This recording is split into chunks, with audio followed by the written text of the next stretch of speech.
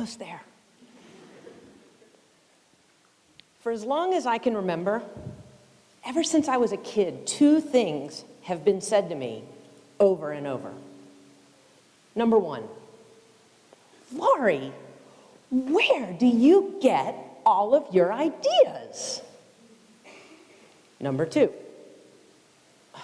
Laurie, what are you doing now?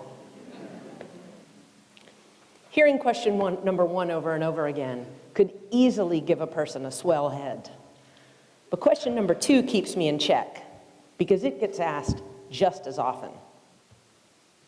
Or who are we kidding? It gets asked way more often.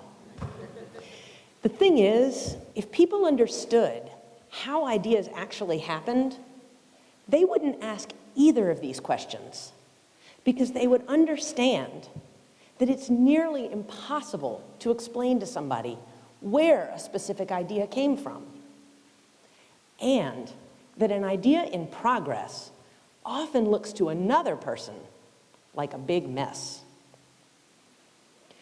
But most people don't know where ideas come from. And I think it's all this guy's fault.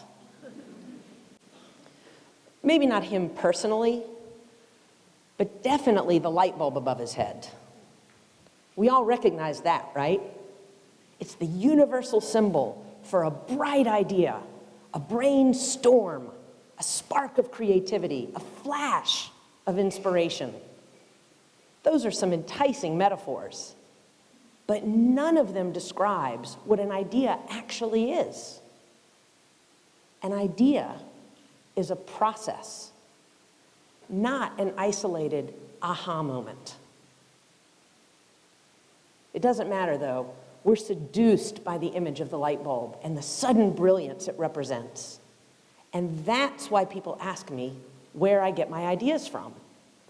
They want to hear about that moment lightning struck so they can live vicariously. It's also why people are disappointed when they find me in the middle of working out an idea. They don't understand why it appears to be so unbrilliant. Let me give you an example. One night, my husband and I were watching Game of Thrones. Soon. The show was actually over, and we were waiting for the previews for next week's show. As I zoned out watching the credits, the crisp white type started to kind of blur into patterns. There was a different layout on every screen. I loved the way they looked, and I decided I was going to paint them with watercolors. So, what do you think? Are you dazzled by my big idea? Or does it give you a kind of uncomfortable, uncertain feeling? Don't be embarrassed. This is the point when people say, Laurie, what are you doing? So instead of telling you more about my idea, let me show you some of the watercolors I created.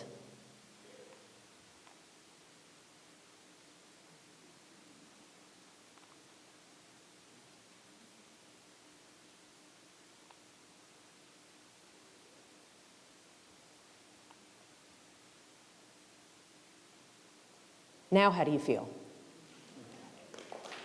Thank you. My hope was that you would feel better.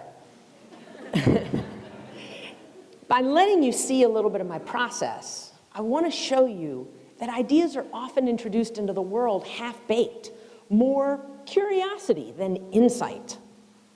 The lesson is to learn to recognize ideas before they're fully formed, so that you can help shape them into something great. Ideas are a process, not a moment. Even the light bulb wasn't a light bulb moment. In 1802, a man you've never heard of, Humphrey Davy, connected a battery to a piece of platinum and made it glow. And without that, there would be no light bulb.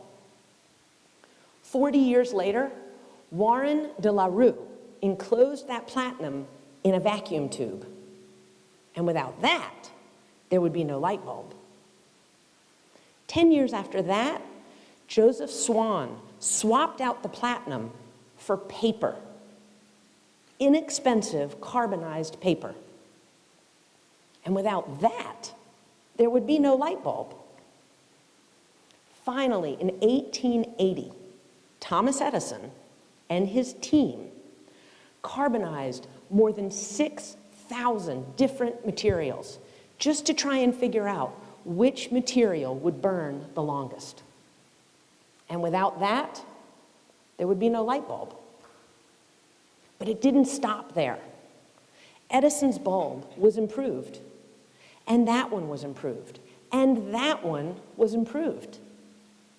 The light bulb has undergone constant innovation for over 200 years, and every new design is based on the light bulb that came before it. None of them was the result of an isolated light bulb moment. So here's my idea. I think it's time to retire the light bulb as the symbol for a good idea. Instead, I'd like to propose a new symbol. The kaleidoscope.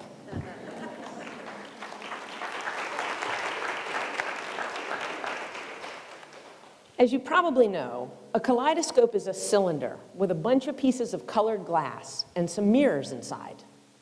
Every time you twist it, the colored glass tumbles into a new pattern that never existed before. Ideas, like the light bulb, are like those patterns.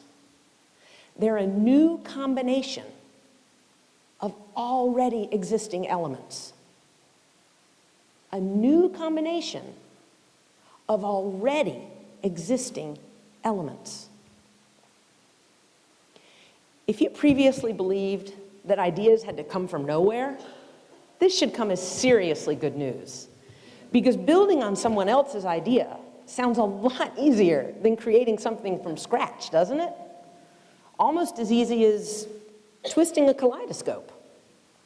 And it is.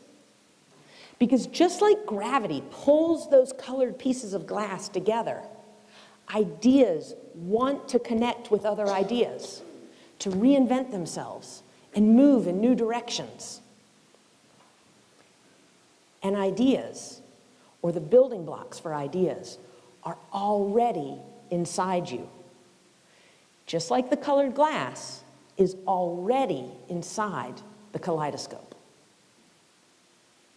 They're stored in a part of your brain called the default mode network, or more poetically, the imagination network. While you're busy living your life, the imagination network is hard at work assessing whether the experiences and observations you encounter are worth remembering. If they are, they get stored away. If they aren't, they get discarded. And this explains something that I will bet every single one of you has wondered about before. Have you ever complained about all the unnecessary things taking up valuable brain space?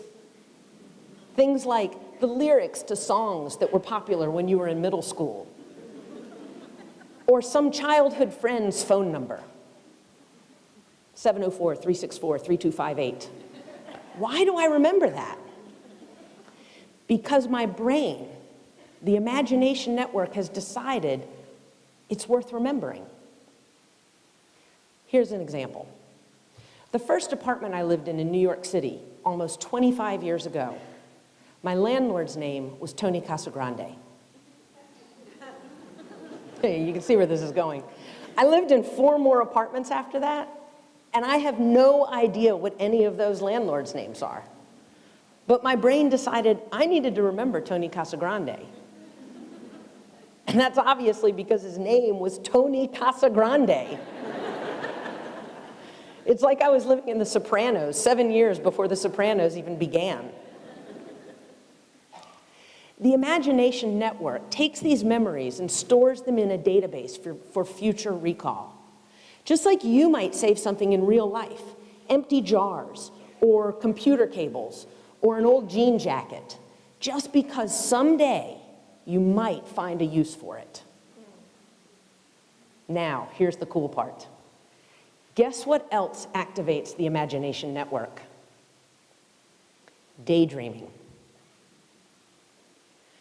When you're doing something mindless, like taking a shower, or washing dishes, or exercising, have you ever noticed that ideas seem to bubble up more often than usual? You may think your brain is turned off, but it's actually in default mode. Your brain is busy sorting through that database, trying to find something that relates to whatever problem you've been chewing on at the moment.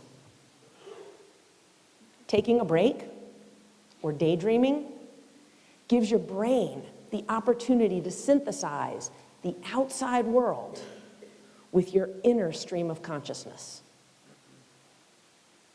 The outside world and your inner stream of consciousness are those already existing elements. And this is where they get combined. Not in the spontaneous flip of a light switch, but in the very deliberate turning and twisting of a kaleidoscope. This is where ideas come from. So what am I telling you? I'm telling you to daydream. I'm telling you to let your mind wander.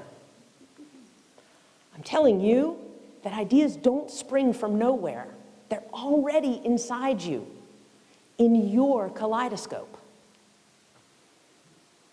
I'm telling you that you are an idea person. Just like this guy. Thank you.